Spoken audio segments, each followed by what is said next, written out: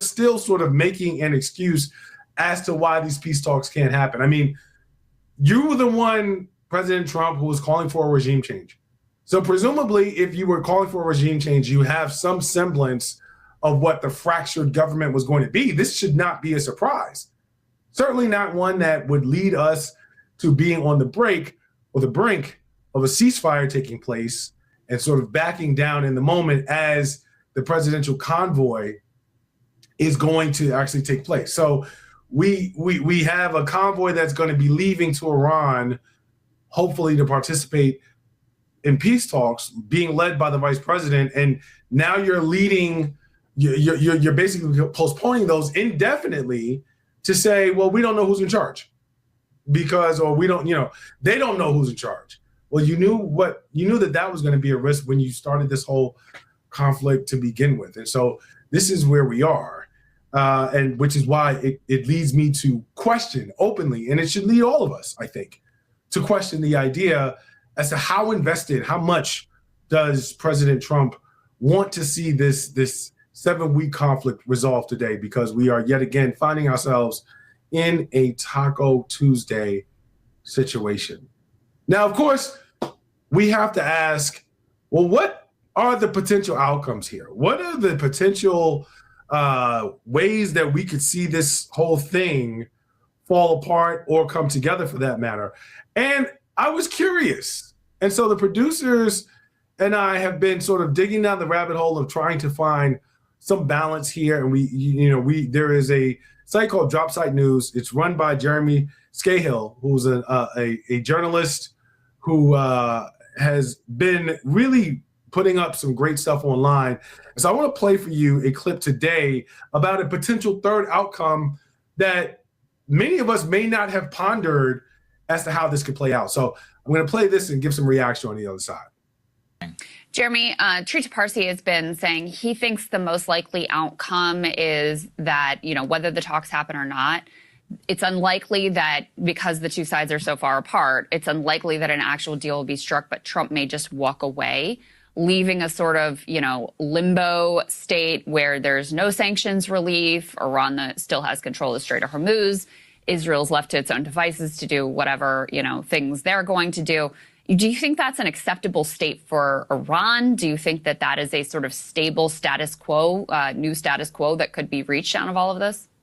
I asked that exact question last night to a senior Iranian official, because Joe Kent, who just left as the director of the National Counterterrorism Center a few days ago, actually posted that very concept on Twitter, on X, saying that, there's a third option, which is Trump could just sort of decide to end the war and walk away from it. I think there's a case to be made that Iran benefits on a strategic level by being attacked by the United States, or by having the looming threat of war, and because it can respond in an asymmetric way. And Iran has been able to win by preventing the United States and Israel from achieving their objectives. And there is an argument that I think is a compelling one from a purely American point of view, which is that if Trump were to say, listen, the Strait of Hormuz has to be dealt with by Europe, China, all these other countries that are the primary forces using it. We've already massively degraded Iran. Okay, they don't want to make a deal. Let's ratchet up the sanctions. Let's try to continue with our covert and overt support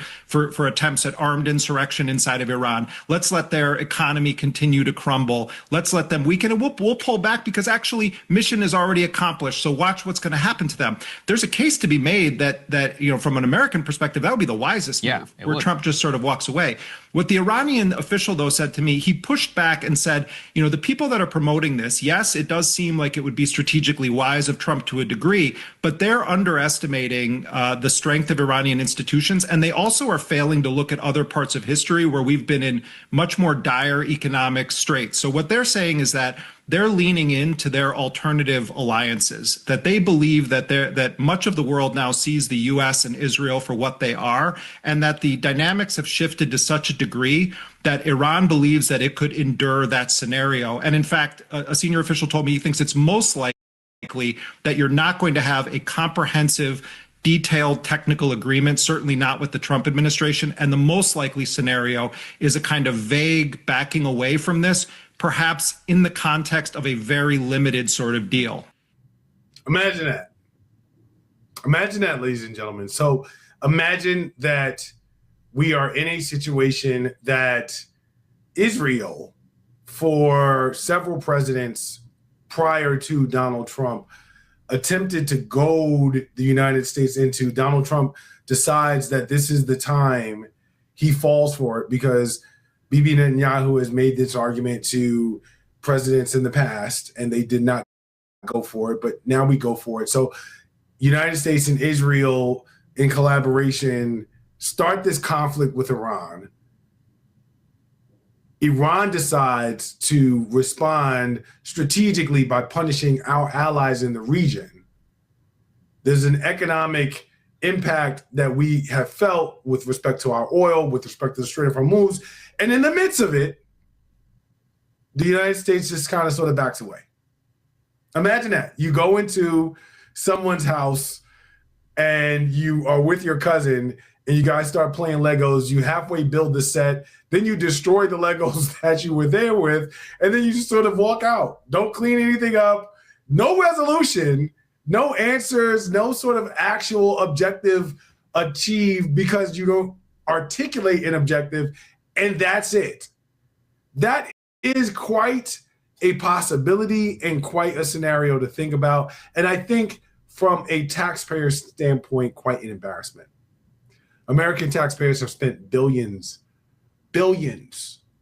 of dollars on this conflict for the past 7 weeks. Congress has unsuccessfully attempted to rein in the powers of the president because, quite frankly, they never voted to authorize an actual war. And so this massive spending of American taxpayer dollars has been really circumvented by a White House that has siphoned an unprecedented amount of power for the executive branch, unlike anything we've ever seen. And so that would take place. And then the idea that on some level, the United States could say, all right, that's it, we're out. Imagine the absurdity of such a scenario. And this is where we are on Taco Tuesday again. I think the notion of what Jeremy was just saying in that last clip, one of the things that's most important is that there is a significant belief that among many in Iran that they are prepared for this conflict and that they've been prepared for this conflict literally for over 40 years now, because they have understood that Israel for them was a threat and was not necessarily a friend. They have been prepared for this sort of conflict for several decades. And they are prepared to withstand the sacrifice. They are prepared to withstand the discomfort. They are prepared to withstand the death and the destruction that has been promised by the U.S.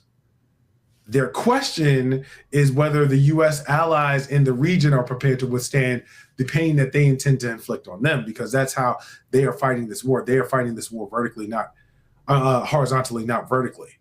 And I think that that's a very interesting piece, because when you're not playing with the same sort of rule book, if you will, as your opponent, your ability to outlast them is probably a lot greater. And that's where Iran finds themselves. They actually find themselves from their own position, from their own belief, they believe themselves to be in a strong position of leverage and of negotiation, primarily because it's not necessarily that they believe that they can beat the U.S.